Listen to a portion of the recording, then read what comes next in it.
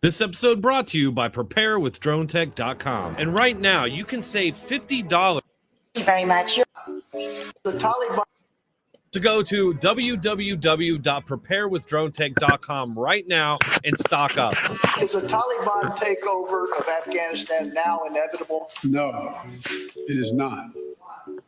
Because you have the Afghan troops have 300,000 well-equipped, as well-equipped as any army in the world, and an air force against something like 75,000 Taliban. It is not inevitable. But I trust the capacity of the Afghan military, who is better trained, better equipped, and more competent in terms of conducting war. Yes. Mr. President, thank you very much. Your own intelligence community has assessed that the Afghan government will likely collapse. That is not true. The Taliban is not the North Vietnamese army. They're not remotely comparable in terms of capability. There's going to be no circumstance where you see people being lifted off the roof of a embassy of the United States from Afghanistan. It is not at all comparable. All right. Normally I'd have some sort of an attempt at humor here, but there's nothing funny about any of this. Even White House mouthpiece Jake Fapper couldn't hold back his criticism, even if it was very blunted compared to what we would have seen if Trump were overseeing this disaster. The state of our union is watching a tragic foreign policy disaster unfold before our eyes. Weeks before the 20th anniversary of 9/11 and the deadline for President Biden's complete withdrawal of U.S. service members, the Taliban are laying waste to all the gains in that country. Having seized much of Afghanistan, the Taliban are now at the gates of the capital city of Kabul. Obviously, the Taliban have already taken Kabul. This was from yesterday afternoon, which just goes to show how quickly this has happened. Also, why the hell do people keep calling 9/11 an anniversary as if we're supposed to party and celebrate or something? And why the hell was 9/11 chosen and stated as the withdrawal deadline? Don't terrorists typically pick days like this to launch their attacks? Or in this case, prepare large-scale invasions that are ready for our retreat? That's a big part of the problem here. Things that are clearly obvious about all of this, for some reason, weren't in the public discourse, or at least not in the so-called mainstream media. While Tapper's going to give Biden a little bit of criticism here, he's going to cover the media's ass by claiming that media experts found the Biden regime's claims that this wouldn't be another Saigon to be unrealistic. So where were all those media voices? We all know that if the media wants to create a lot of buzz and focus on a specific person or a topic, they can do it. One need only look at the last 4 years and their nonstop resistance to Donald Trump. Instead, what we have here is a corrupt press whose main focus of scrutiny are Biden's critics. Rapid crumbling of the country has caught the Biden White House flat-footed. It is, of course, a sharp turnaround from 6 weeks ago when President Biden called it highly unlikely that the Taliban would overrun the country, an assessment that even at the time struck many experts in Biden's own administration as unrealistic. It seems shocking that President Biden could have been so wrong. It's not shocking, though. We all knew that this is what would happen. This is what always happens. It's almost like the media caters to people that don't have a basic knowledge of history and won't know any better. It happened in Vietnam. It happened most recently in Iraq. So why would now be any different? It is not at all comparable. It's so obvious what would happen and what would happen in Iraq that I predicted it years before it happened. You see, what the Democrats are doing now is exactly what Republicans were doing in 1993 when Clinton was in Somalia, and it was politically viable for the Republicans to go against the war, so they did, even though they didn't really think it through, and at the time they didn't really know that Al-Qaeda was really involved in Somalia, but it ended up being a huge blunder. What did leaving Somalia get us? It got us terrorist attacks because bin Laden used our retreat as a huge propaganda victory for recruiting and money. He launched a series of attacks that led up to 9/11. What up, Budsville? What up? What up? Now Islamic extremists are fighting in Somalia, and they're fighting against Ethiopia. Look, I don't know how much you saw, but I'm going to go ahead and play this I back. don't see how you can sit back now and say that we don't know that that's what would happen. And Prepare with drugs Takeover of Afghanistan now inevitable? No. right now and stock up. Is a Taliban takeover of Afghanistan now inevitable? No, it is not. Because you have the Afghan troops have 300,000 well-equipped as any army in the world, and an air force against something like 75,000 Taliban. It is not inevitable. But I trust the capacity of the Afghan military, who is better trained, better equipped, and more. You trust the capacity of the Afghan in terms of conducting war. Yes. Mr. President, thank you very much. Your own intelligence community has assessed that the Afghan government will likely collapse. That is not true. They probably all went to sleep now. After Justin's stream, they probably all went to sleep. Vietnamese army. I mean, I usually go to sleep at around now. I'm on the East Coast too, but there's going to be no circumstance I'm just up right now. I just got my channel off, and I was on a 2-week suspension, so I'm back up now, and from Afghanistan. I'm just trying to stream and upload videos whenever I can. All right. Normally, I'd have some sort of an attempt at Right now, humor I'm just here, doing but there's nothing cannabis funny reviews about from the any of dispensary, this. shit that I get from the Even dispensary White House because mouthpiece Jake Fapper couldn't hold back I'm his not. criticism, even if it was very blunted compared to what we would have seen if Trump were overseeing this 1 disaster. second. State of our union is Yeah, since I'm not growing, I'm fucking. Since I'm not growing, I'm fucking just doing shit with dispensaries and shit like that. But pretty soon, I'll have some. Nice videos up. You know, everybody's outies, man. Everybody's outies. Everybody's sleeping. Everybody's durmiendo. Everybody's durmiendo.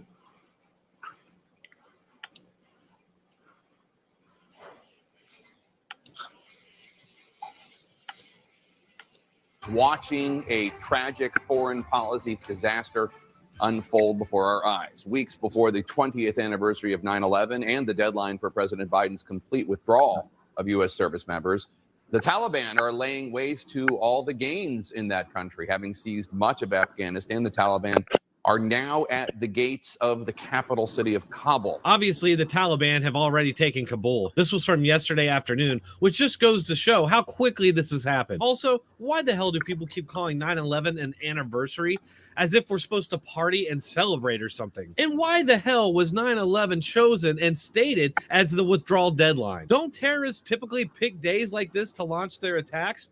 Or in this case, prepare large-scale invasions that are ready for our retreat? That's a big part of the problem here. Things that are clearly obvious about all of this, for some reason, weren't in the public discourse, or at least not in the so-called mainstream media. While Tapper's going to give Biden a little bit of criticism here, he's going to cover the media's ass by claiming that media experts found the Biden regime's claims that this wouldn't be another Saigon to be unrealistic. So where were all those media voices?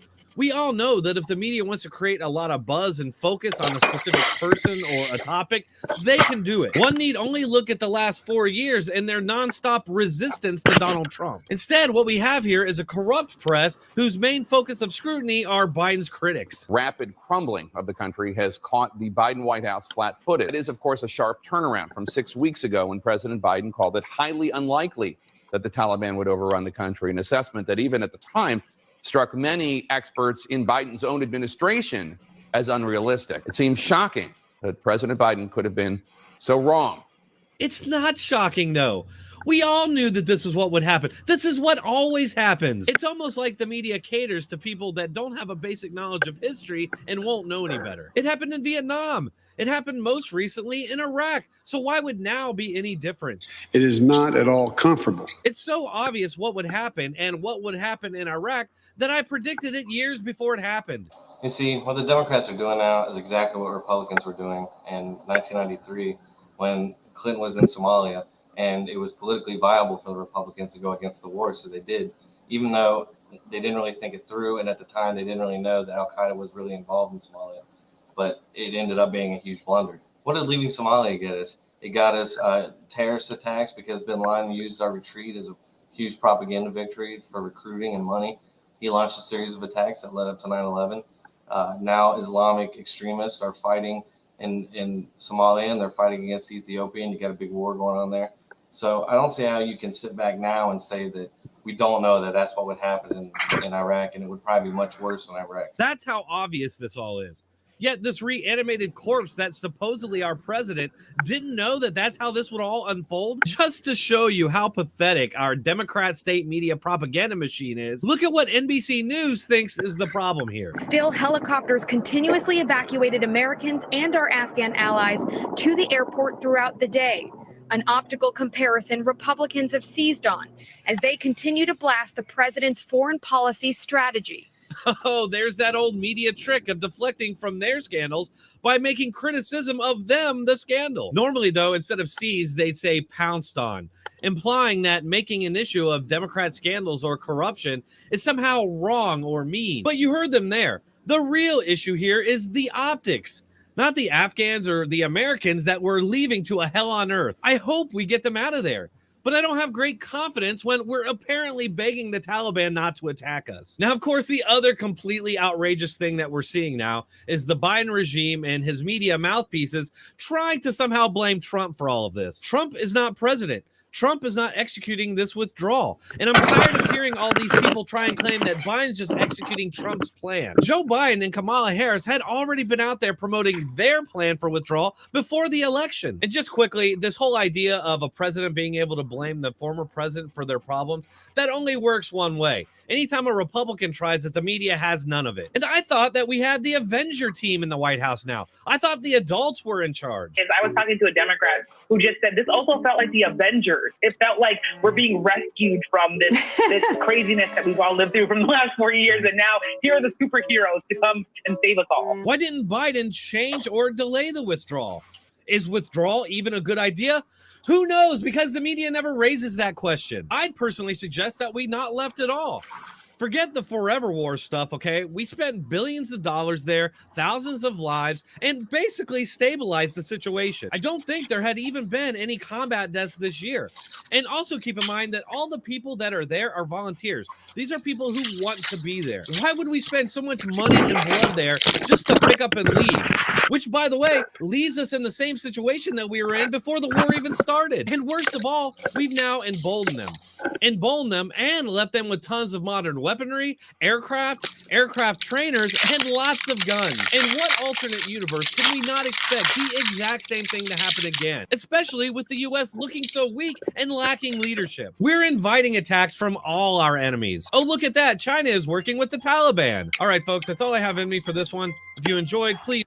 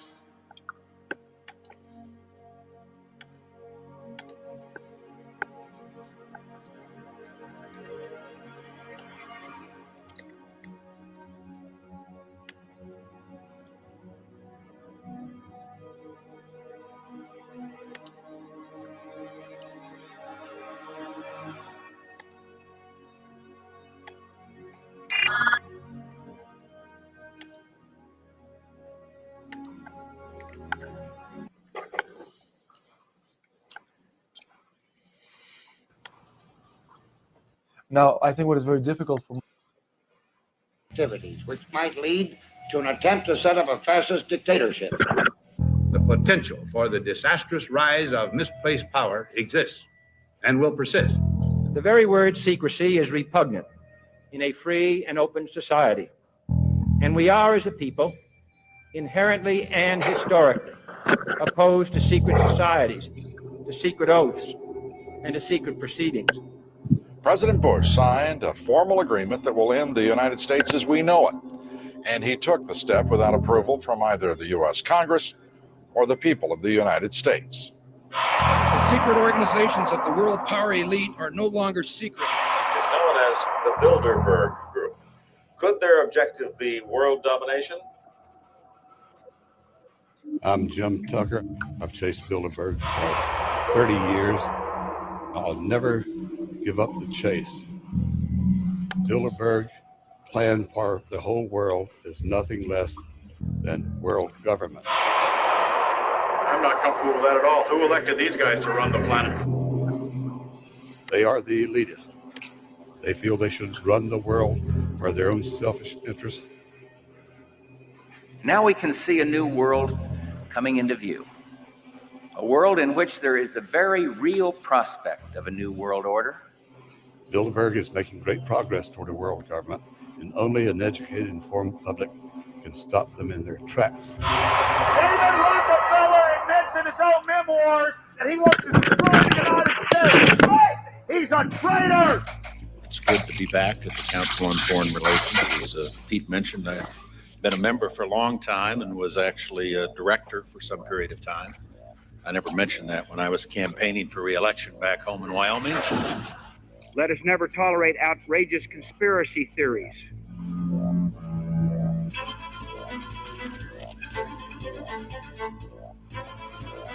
I need you to move off the property, please. Some shots were fired.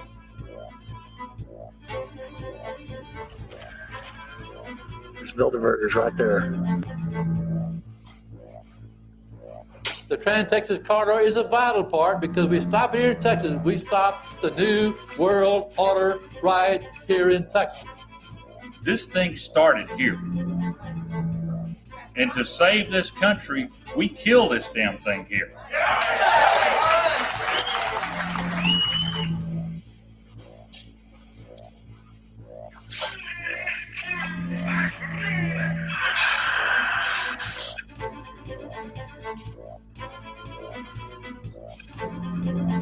There is a chance for the President of the United States to carry out a phrase his father used, and that is a new world order.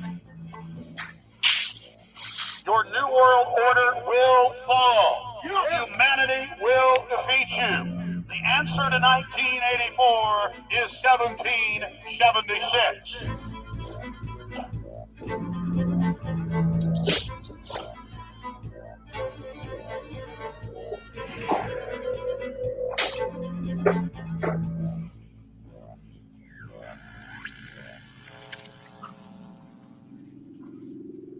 In the near future, Earth is dominated by a powerful world government.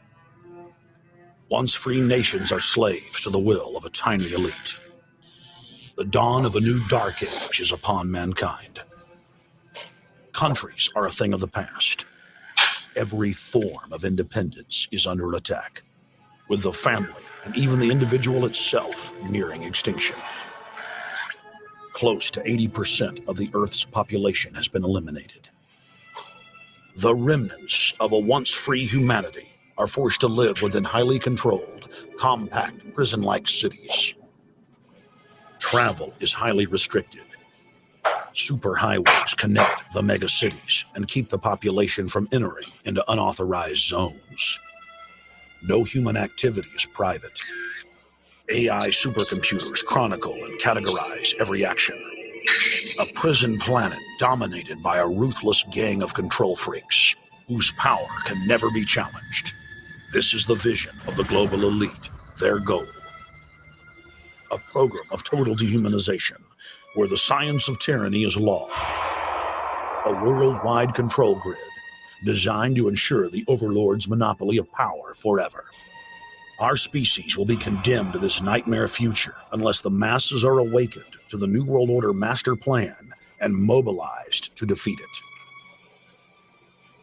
Erected by a secretive group, the Georgia Guidestones are a testament to the elite's plan for a world religion, global laws, with a global court and army to enforce it.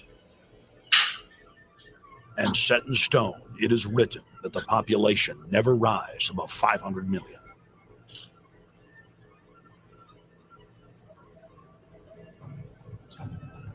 In this film, you will learn how our world is truly governed. You will see how highly secretive roundtable groups interlock to form a global intelligence network. This group has been steering planetary affairs for hundreds of years. Now, in the final stage, they prepare for open world government. A goal tyrants throughout history have lusted after.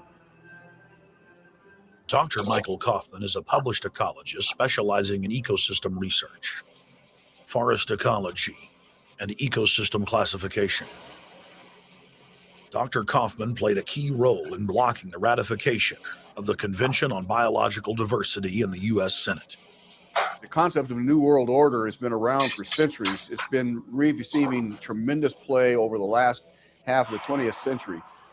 George Bush, the first senior president, George Bush, used it a lot in his speeches and really implies that he really wants to see a order in which we have a universal or a global type of governance in which every human being on planet Earth is ultimately responsible to the policies that are being formulated at the international level. It is a big idea, a new world order.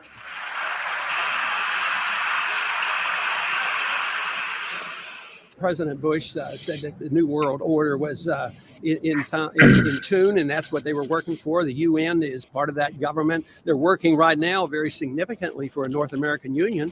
That's why there's a lot of people in Washington that don't care too much about our borders. They have a philosophic belief that national sovereignty is not important. It's also the reason I have made very strong suggestion that we need not be in the United Nations for our national security.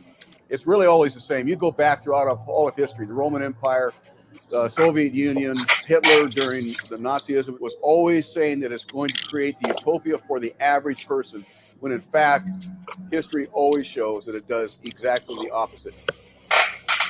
Conquest and empire is as old as civilization. Babylon, Egypt, and Greece. They all built empires in an attempt to rule the world. The Roman system at its peak dominated the known world. Complex governmental systems were developed to control diverse populations. During the period between the 15th and 19th century, new empires emerged and again waged war for supremacy.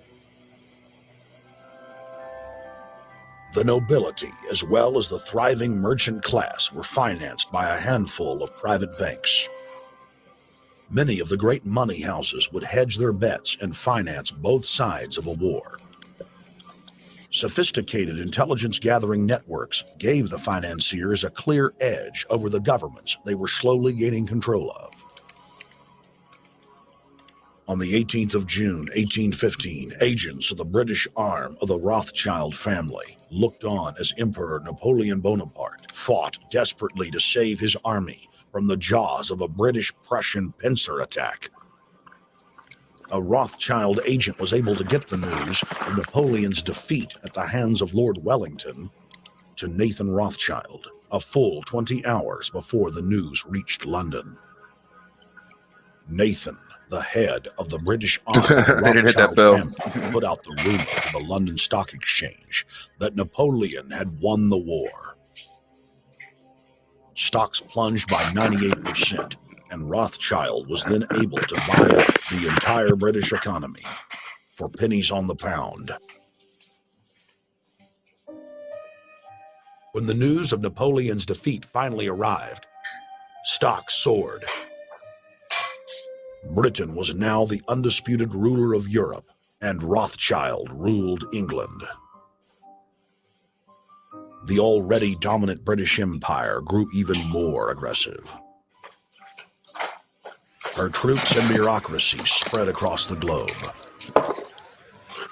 The sun never set on Britannia's holdings. The banking cartel funded, in fact, since about 1800, they have funded both sides of almost every war.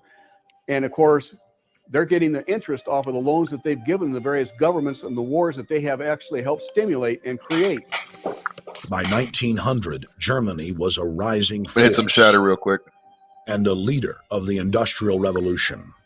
World War I, for instance, there was absolutely no reason to have World War I, except that it was an ideal opportunity for the banking cartel to make a pile of money by funding both sides of that particular war. This is On Orange June Cake 28th, Kush. 1914, the heir to the Austrian-Hungarian throne, Archduke Franz Ferdinand, was assassinated while traveling in a motorcade. This is Orange Cake Kush. Yeah, it looks like candy, motherfucker. You already know it looks like a fucking little. Looks like a chocolate flavor, caramel flavored Jolly Rancher. Fucking well, not exactly, but you know what I'm fucking talking about. Just a little piece of nice fucking caramel candy.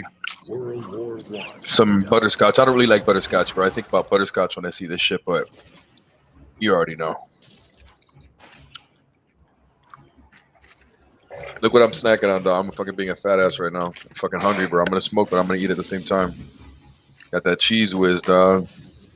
On that saltine cracker. Financed by Rothschild-controlled banks in Germany, France, England, and Austria, bankrolled all the factions.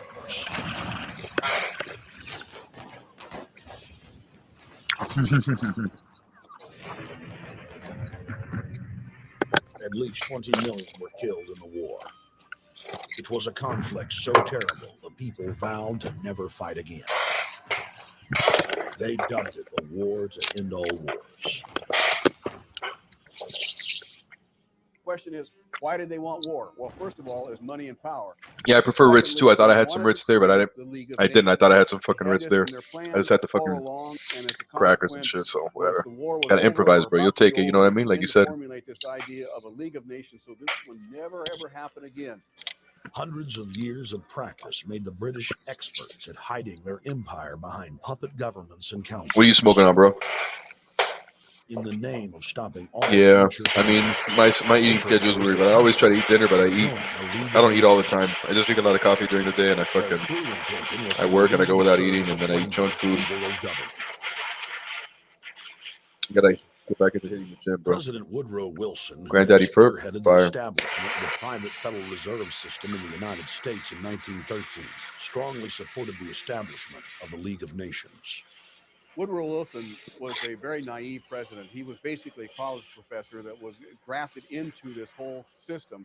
The League convened in Paris in 1919, but many nations recognized it as a threat to their sovereignty and refused to join.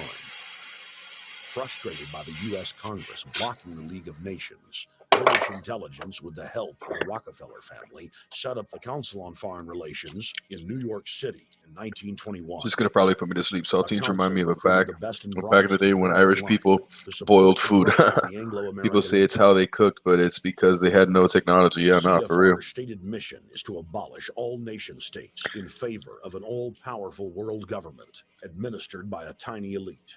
That's poor people shit, bro. You got no fucking. Well, it's tech, like you said. It's. I mean, it's technology also, but I mean, it's boiling food. Some people still boil food and shit, and I guess it's just a preference if you want to boil certain shit. Now, I mean, and these days everybody basically has, depending on where you live and shit. But yeah, I feel you. National Socialism will use its own. Who boils meat? A lot of people, bro. Hispanics boil meat all the time. They boil pork. They boil it and then they fry it and shit. But some of them boil it. United States and England believed that the I don't boil steak, but some people do that shit. I mean, obviously, I wouldn't want to fucking eat a boiled steak. I'd have to fucking. But some people do it to like, I don't know. There's like a process, bro. Some people do it. They boil it. Well, they boil the meat first, and then yeah, like a brine. Yeah, exactly. They boil the meat first and shit, and then they fucking put it in the oven to soften it up, get it tender and shit, so it falls apart. Shit like that. To launch a military overthrow of the United States. I'm trying to heat this up again. I think it was testified to the McCormick a little more, but let me.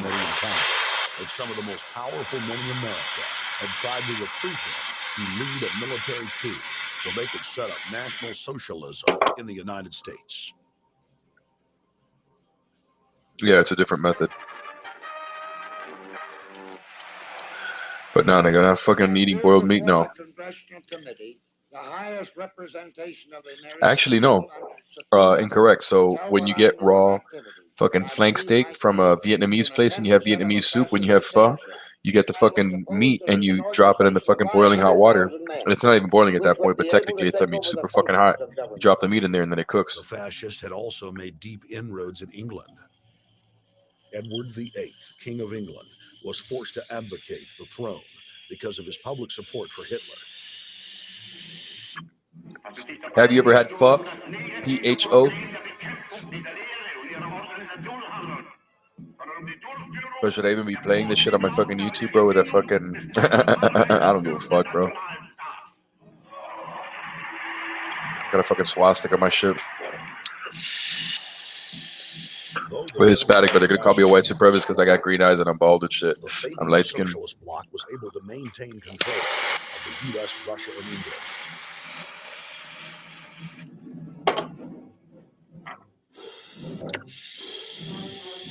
In the build-up to World War II and during the conflict, thanks for subscribing to the channel, bro, Mr. Clean. You already know, bro. Just as they had done with Napoleon. Yeah, they're basically talking about eugenics. They're talking about the federal government and the plans of they're talking about a lot of things. I don't really want to necessarily say everything. I'd rather let the documentary do the talking. But it's basically going back in history to talk about how Hitler's rule is kind of being repeated and what the plans are. No, I know you're joking, bro.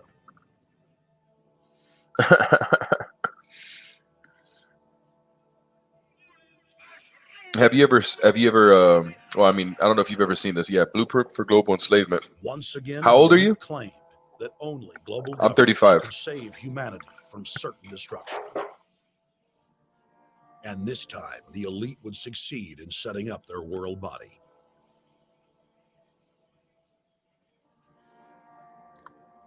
In April of 1945, 30, I got at you. Presidio Naval Base in San Francisco, the United Nations was founded by the victors of World War II. The United Nations complex was then built in New York City on land donated by John D. Rockefeller. Shortly after the elite established the United Nations as their base in the United States, the newly formed World Council quickly began work on the next phase in their plan, the incremental formation of continental superstates. Listen to this shit. The first step in their trilateral plan was the creation of the European Union. Unifying Europe had been tried many times and was extremely unpopular. Yep, yes it was. Where Napoleon and Hitler had failed to accomplish their goals using force, the globalists would succeed using stealth. The British spearheaded the formation of the Council of Europe on May 5th, 1949. The Treaty of London claimed to only establish trade ties between European nations, like NAFTA or GATT in North America. Its true intention was the formation of a European superstate.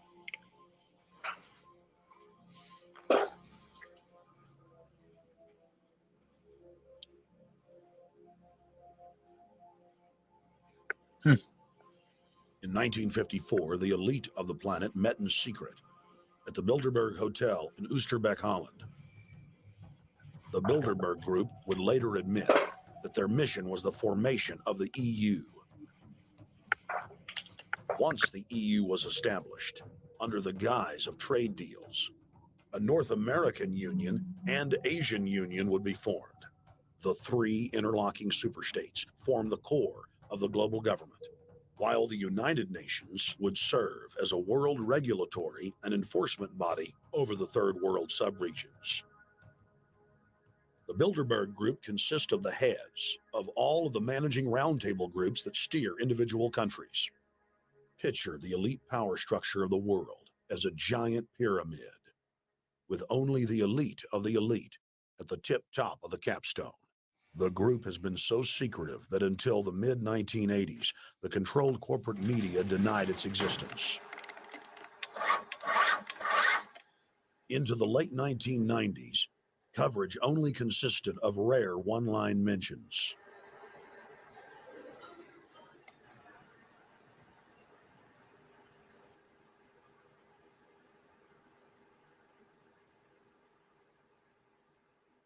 With the rise of the alternative media, their stranglehold on information has begun to slip.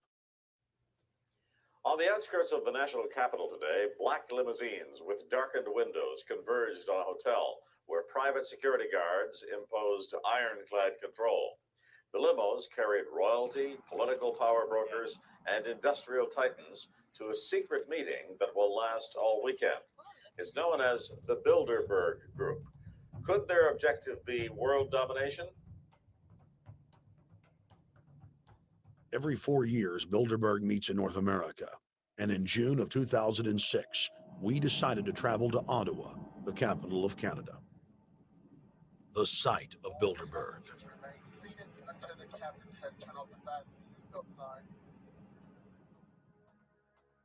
In Bilderberg's long history, many reporters attempting to cover the group have been harassed, detained, and even jailed. I jokingly reassured my cameramen that the horror stories we'd read about were probably exaggerated. I was wrong. We know reporters get detained at airports. People aren't let in. We know people get sent to the jailhouse for 3 or 4 hours. It happens every time. Well, it happened to Alex Jones this time. They admitted Bilderberg that they've had pressure put on them by the government to heighten security, and that's why all this happened. Yes, I was told that by two separate people.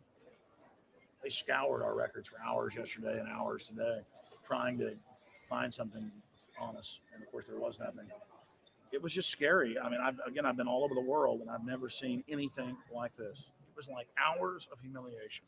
And they said, "What are you here for?" And I said, "Well, I'm here to, cover the media, covering a political event. I hope to talk to some members of parliament." I was answering all the questions. It was clear I wasn't a threat. It was clear I didn't have any criminal record. It was clear I was pressed. It was clear I was coming to interview people. They were going to deny me. They told me earlier that I was probably going to be denied. And then you guys showed up and everything changed. So what's your plan now? My plan is to go out and try to interview Jim Tucker, try to go down to the Bilderberg group and maybe catch some of them still arriving, and try to still make a documentary.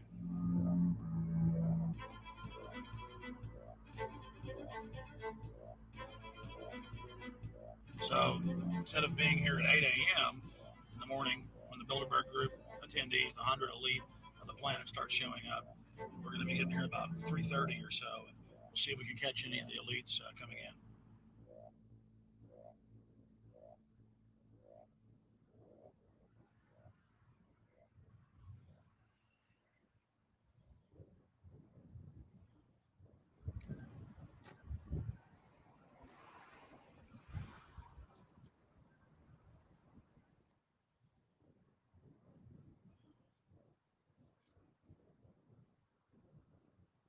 What do you think is on the agenda for this edition of the Bilderberg Society's annual meeting?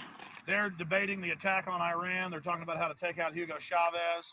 They're talking about how to get their American Union in that destroys Canadian, U.S., and Mexican sovereignty. So we're talking about the death of Canada is what's happening in there right now. The death of your sovereignty is happening in there right now. CNN has even reported that these individuals have put out the policy reports through the Council on Foreign Relations that writes their scholarly white papers to end the United States, to end Canada, and to end Mexico. About 10 have come in. They've been coming in slowly in typically big black cars with what appears to be bulletproof glass. And we've got a few pictures of some of the people. We're being kept well back from the building by an awful lot of security people. But, there'll be more security as this thing develops. Again, just a reminder to stay off the property, okay? I am. This is the line. We checked with the city. Yeah. Okay.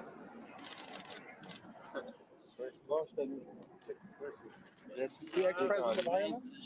Maybe? Okay. Danny will know. I came here from upstate New York.